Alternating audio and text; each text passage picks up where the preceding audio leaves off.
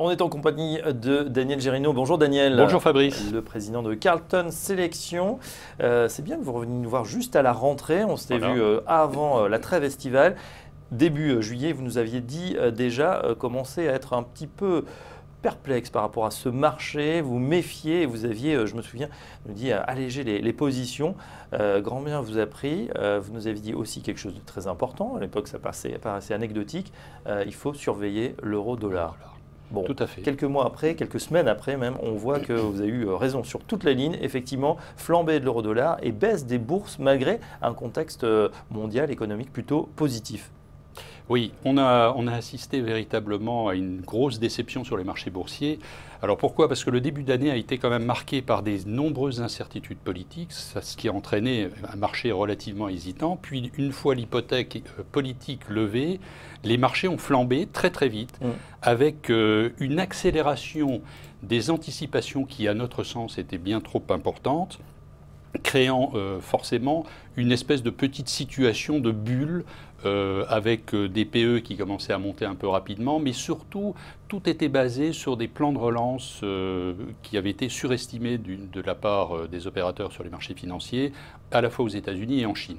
Alors on s'est aperçu que ces plans de relance, malheureusement, sont plutôt hypothétiques, et derrière tout cela, on a commencé à voir l'évolution des banques centrales, notamment dans leur politique d'assouplissement quantitatif, interférer sur les marchés financiers. Parallèlement à ça, la guerre des devises, évidemment, le problème est central. Nous pensons qu'il y aura une guerre des devises. Les États-Unis ont un déficit commercial extrêmement important vis-à-vis de la Chine, et cette situation est préoccupante. Dans les dernières minutes de la Fed, Janet Yellen a indiqué clairement qu'elle était préoccupée à la fois par la parité euro-dollar, mais également par l'effondrement de la volatilité sur les marchés et des créations de bulles sur certains actifs financiers, donc on pense notamment au marché actions. Voilà. Donc la guerre des devises aura-t-elle lieu? Vous répondez oui. On avait déjà vu Trump qui s'était ému, ça c'était au tout début de son mandat, du niveau du dollar par rapport aux autres devises. Depuis, on a quand même abandonné 15%, en tout cas euro face au dollar. Est-ce que ça suffit ou est-ce qu'on va aller plus loin, revoir, je ne sais pas, on parlait de la parité, 1 dollar pour 1 euro il y a encore 6 mois, enfin au début de l'année. On en est très loin. Jusqu'où on peut monter maintenant? Alors on est monté jusqu'à des niveaux de 1,50 à 55 en 2008, c'était 2009. Au cœur de la crise 2008. Et en 2014, on était sur des niveaux proches de 1,40. Donc clairement, nous sommes dans une situation où le marché américain est en train de corriger. Alors c'est plutôt positif pour les États-Unis, puisque le problème central, quand vous regardez les différentes composantes de la croissance américaine, le commerce extérieur est une composante trimestre après trimestre négative. Le déficit commercial avec la Chine est abyssal. Donc les États-Unis ont tout intérêt à avoir un dollar faible. Et ça va dans le sens escompté par les États-Unis. Alors c'est pas mauvais, parce que ça va permettre en même temps aux États-Unis de pouvoir, avec un dollar faible, avoir une inflation importée plus élevée et permettre à la Fédérale Réserve d'avoir une politique de remontée de taux d'intérêt un petit peu plus agressive. Mais on n'en est pas là, parce que l'inflation, pour l'instant, est très basse. Ce que vous voulez dire, c'est que la Fed ne pouvait pas continuer sa politique de remontée des taux avec un dollar qui baissait, parce qu'on avait finalement un double effet déprimant, dépressif pour l'économie, c'est-à-dire remonter des taux et en plus un dollar de plus en plus fort. Et une inflation toujours plus basse. Plus le dollar est élevé, plus l'inflation importée est basse et moins la contribution extérieure est forte.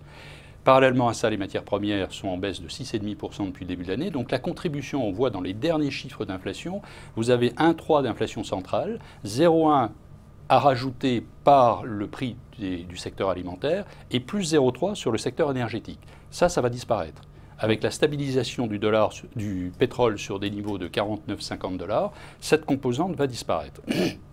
Donc nous sommes clairement en situation de pas d'inflation. Pas d'inflation ou une moindre inflation, ça rend la politique monétaire difficile à établir. Alors le problème va se poser plus en Europe, puisque l'Europe qui aujourd'hui a des signes assez positifs au niveau de la croissance, au niveau du sentiment des consommateurs, au niveau du sentiment économique. Tous ces chiffres-là sont extrêmement positifs, mais attention, un renforcement de l'euro peut entraîner une dégradation de la balance commerciale, donc une perte de compétitivité de l'économie européenne. Alors, parallèlement à ça, avec un euro plus fort, ça signifie une inflation plus basse. Et donc, comment sortir de la politique de taux bas moi je pense que ça va être très compliqué pour la BCE, même si son action, moi je le reconnais, a été excellente, mais la sortie de cette politique va être difficile.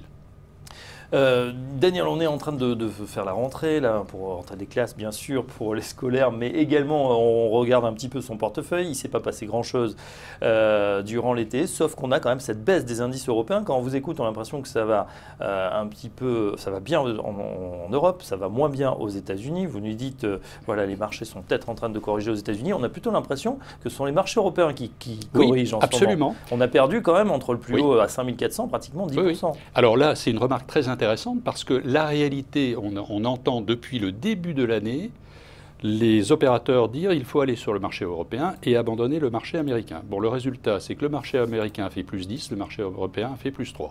Si vous prenez cette même statistique sur les 5 derniers mois, le marché européen a fait moins 3, moins 4, le marché américain a fait plus 5. Donc tout faux sur toute la ligne. Clairement, je pense qu'aujourd'hui, on peut le dire. Il vaut mieux aller sur les marchés européens que sur les marchés américains. Maintenant, c'est le moment. Et maintenant, on peut être contrariant. Maintenant, enfin, pas contrariant, mais maintenant, on peut effectivement jouer l'Europe. Pourquoi? Malgré le refort. Alors, ça touche que le secteur, enfin, essentiellement le secteur du transport. Mais quand vous regardez un certain nombre de secteurs, comme le secteur de la techno, le secteur des utilities, le secteur bancaire, ce sont des secteurs qu'il faut continuer à jouer, même si ce sont les plus performants du stock 600. Pourquoi? Parce que le marché a corrigé de 4%. Si aujourd'hui, on ne rentre pas sur des secteurs qui ont un bel avenir, comme les utilities, puisque les taux vont rester, je pense, au moins jusque fin 2018 bas, eh bien, ce serait une erreur stratégique. Ne pas rentrer sur les banques serait une erreur également. On a vu Warren Buffett qui a fait juste 12 milliards de plus-value sur Bank of America.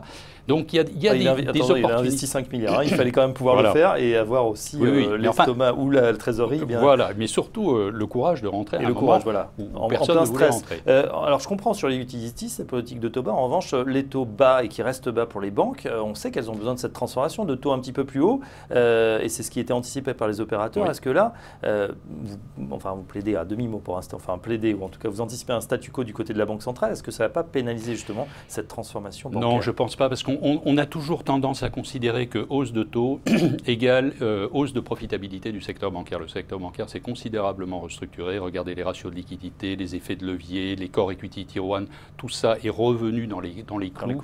L'Italie est peut-être plus mal placée, mais quand même, malgré tout, le secteur bancaire européen est de bonne santé, et en bonne santé, il est de bonne facture. Et je pense qu'il ne faut pas attendre vraiment le signal le plus marqué de la hausse des taux pour dire je vais rentrer sur le secteur bancaire. Il faut toujours anticiper un tout petit peu à l'avance. Et les banques ont bien évidemment redéveloppé les BFI avec un certain nombre d'activités comme les activités de fusion-acquisition qui sont génératrices de pas mal de PNL, qui ne sont pas consommatrices de fonds propres. Voilà. Donc la BFI, il y a banque de financement et d'investissement qui sont de nouveau et bien voilà, en pleine expansion, notamment c'est vrai avec la poursuite du mouvement de fusion-acquisition. Banque, utilities, secteur technologique également? Secteur technologique, bon, il faut être un peu plus prudent sur la techno, mais elle est de toute façon toujours plus chère que les secteurs traditionnels. On reste totalement à l'écart des télécoms, on reste totalement à l'écart du secteur de l'énergie dont on pense qu'il n'aura pas un avenir intéressant, en tout cas dans le directionnel. Pourquoi? Parce qu'il y a des excès de pétrole à peu près partout. Regardez ce qui s'est passé avec la tornade Harvey, on s'aperçoit que malgré cette tornade, eh bien, le prix du pétrole baisse. Seule la gasoline monte puisqu'on est sur une région où ce sont essentiellement des raffineurs qui sont dans cette zone touchée par cette tempête. Voilà, donc on laisse de côté tout ce qui est telco, énergie, on se concentre sur les banques, utilities, secteur techno. Techno, mais avec vraiment une sélection, ne pas rentrer sur des valeurs qui ont déjà très très fortement monté. Autre matériaux de base là, pour parler d'un secteur? Non, matériaux de base, non. Pas. Même si le cuivre, le fer a très très fortement monté, mais il faut faire attention parce que sur le cuivre, le fer et l'aluminium, vous avez des positions spéculatives extrêmement importantes. Qui peuvent se retourner extrêmement rapidement. Tout ça parce que effectivement, il y a quand même le plan de relance chinois. Il faut savoir que la Chine est dans une situation d'attente puisqu'il va y avoir le congrès en novembre. Xi Jinping met toute la poussière sous le tapis. Mais à partir du mois de mars, on va redécouvrir la vérité et il y a de fortes chances pour que toutes ces positions spéculatives repartent dans l'autre sens. Donc il faut être extrêmement prudent sur le secteur des matériaux de base. Et voilà, la géopolitique en action, évidemment, et en lien avec les marchés. Merci Daniel Gérinot. On a les recommandations et voilà, jusqu'ici c'était du tout bon, donc on continue à vous écouter avec attention. Merci Daniel Gérinot, le président de Carlton Sélection, avec nous ce matin sur TV Finance. Dans un instant, la suite. À tout de suite.